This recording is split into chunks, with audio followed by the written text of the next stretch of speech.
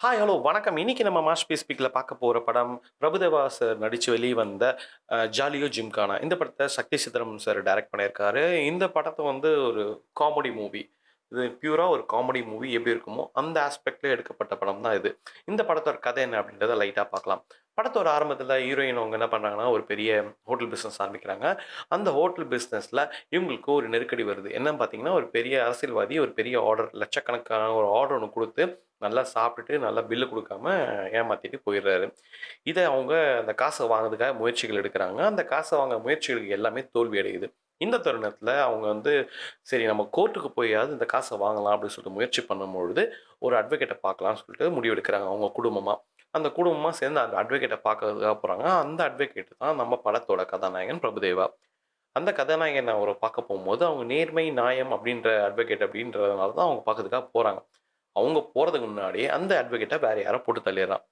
இதுக்கப்புறமா சந்தர்ப்ப சூழ்நிலை காரணங்களா, இல்ல அந்த இந்த கதை டிராவல் பண்றதுக்காக ஒரு இம்பார்ட்டன்ஸ்க்காகவே அந்த டெட் பாடிய இவங்க கேரி பண்ணிட்டு படம் ஃபுல்லா டிராவல் பண்ற மாதிரி ஒரு ஸ்டோரி பில்ட் ஆகுது. அந்த கேரி பண்ணி போகும்போது நடக்கிற சம்பவங்கள ரொம்ப இன்ட்ரஸ்டிங்காவும், ரொம்ப ஃபன்னியாவும், ரொம்ப காமெடி உட்புகுத்தி ட்ரை பண்ணி என்னென்னமோ முயற்சி பண்ணி சிரிக்க வைக்க ட்ரை பண்றாங்க. அதுதான் இந்த படத்தோட மொத்த கதையே. பொதுவாவே ஆடியன்ஸ சிரிக்க வைக்கிறது கஷ்டமா? அழ வைக்கிறது கஷ்டமா? அப்படின்னு கேட்டீங்கன்னா, சிரிக்க வைக்கிறது தான் ரொம்ப ரொம்ப டஃபஸ்ட்டான ஒரு விஷயம். அது இயக்குனர் எல்லாருக்குமே தெரியும். அப்படி ஒரு சேலஞ்சிங்கான டாஸ்க்க எடுத்து தான் சக்தி ஸ்வரம் சார் முயற்சி பண்ணியிருக்காரு. ஸோ இது வந்து ஒரு காமெடி படம் அப்படின்றதுனாலேயே, எனக்கு பெர்சனலாவே ஆன் அண்ட் ஆஃப்பா தான் ஒர்க் அவுட் ஆச்சு. நெறைய இடத்துல எனக்கு சிரிப்பு வரல.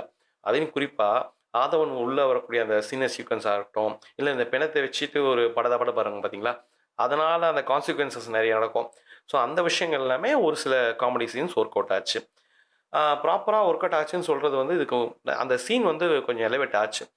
ஸோ அபிராமி வந்து ரொம்ப சூப்பரா பண்ணாங்க. மெடனா செபஸ்டியனும் சூப்பரா பண்ணியிருக்காங்க. அவங்க 2 பேருமே காமெடிய ரொம்ப புல் ஆஃப் பண்றதுக்கு ரொம்பவும் ட்ரை பண்ணியிருக்காங்க. யோகி பாபு வந்து பிட்ஸ் அண்ட் பீஸா அங்கங்க வராரு.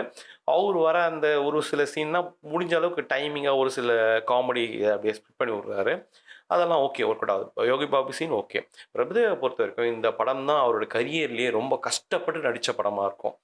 ஏன்னா, அவரு பொதுவாவே ஒரு ஒரு துருதுரு கேரக்டர். ஆனா, அவரோட கதாபாத்திரம் எல்லாமே வந்து இதுல மொத்தமா அவரோட மேனரிசம் மொத்தத்தையும் மாத்தி ஒரு டெட் பாடியா நடிக்கிறதுன்றது மிகப்பெரிய சேலஞ்சிங்கா இருக்கும். அது டெட் பாடியா அவர் வந்து படுக்க போட்டு படம் நெடுக்குலயும் அவர் டெட் பாடியாவே இந்த படம் ஃபுல்லா ட்ராவல் பண்ணியிருக்காரு. இதுல டெட் பாடியா நடிக்கிறது தான் ரொம்ப ரொம்ப கஷ்டமான விஷயம்னு சொல்லிட்டு ஆர்டிஸ்ட் எல்லாருக்குமே தெரியும். அத விட கஷ்டமான விஷயம் என்னன்னு கேட்டீங்கன்னா, அந்த இந்த 4 பேருமே இழுக்கிற இழுக்கு நம்ம எல்லாம் ஜவ்வு மாரி இழுன்னு அவர தவிர இது மாரி வெளிய வேற யாராலும் இந்த அளவுக்கு சிறப்பா நடிச்சிருக்க முடியாது. அந்த அளவுக்கு. இவங்க போக M S. Bhaskar, John Vijay, Robo Shankar, Madhusudhana ராவ்னு சொல்லிட்டு மத்த ஆர்டிஸ்ட்டுமே வந்து அவங்கவங்க எடுத்த கதாபாத்திரத்த ரொம்ப அற்புதமா பண்றாங்க ஸ்க்ரீன்ல. டெக்னிக்கலி இது ஓகே படம் தான். இந்த மாரி ஒரு கதைக்களம், இது என்னென்ன விஷயங்கள்லாம் டெக்னிக்கலா சப்போர்ட் பண்ணுமோ, அந்த விஷயத்துக்குலாம் சூப்பரா பெர்ஃபார்மட்டா அமைஞ்சிருக்கு. எனக்கு அஸ்வின் விநாயகமூர்த்தி அவரோட மியூசிக்ல சாங்ஸும் சரி, படத்தோட பேக்ரவுண்ட் ஸ்கோரும் சரி, அந்த அளவுக்கு பெருசா ஒர்க் அவுட்டே ஆகல. இன்னும் சொல்லப்போனா, இந்த படத்துல வந்து ஒரு சில சாங்ஸ்லாம் வந்து ரொம்ப அப்ரப்ட்டா உள்ள வந்து எதுக்காக பிளேஸ் பண்ணாங்கன்னே தெரியல. திடீர்னு ஒரு சீன் ஓடிட்டே இருக்கு. அந்த சம்மந்தமே இல்லாம அப்படியே நடுவுல இன்சர்ட் பண்ணியிருக்கா மாரி. இது எடிட்டர் மிஸ்டேக்கா? இல்லாட்டி டைரக்டரே அப்படிதான் பிளான் பண்ணாரா? கமர்ஷியல் காமெடி படம் அப்படின்னா இந்த விஷயங்கள்லாம் இருக்கணும். பிஎன்சி செட் ஆடியன்ஸ கவர் பண்றதுக்காக இந்த மாரி வச்சிருப்பாங்க. ஆனா அதுக்கு ஓரளவுக்காவது மீனிங்ஃபுல்லா இருக்கணும். அந்த விஷயம் வந்து ஒர்க் அவுட் ஆகல அப்படின்னு சொல்லலாம். இது எல்லாமே ஒரு பக்கம் இருக்கட்டும். இந்த படம் வந்து இந்த படத்த பார்க்கும்பொழுது, ஏங்க இது நம்ம 1994ல மகளிர் மட்டும் சொல்ற படம் நம்ம சீனியர் ஆசாரா கடைசியில கமல் கூட வருவாரு பார்த்தீங்களா? அந்த ரேவதி, ஊர்வசி, ரோகிணி சொல்லிட்டு 3 கேரக்டர். அவர் உயிரோட இருக்கிற மாரியே அந்த நாகேஷ் சார பண்ணுவாங்க பார்த்தீங்களா?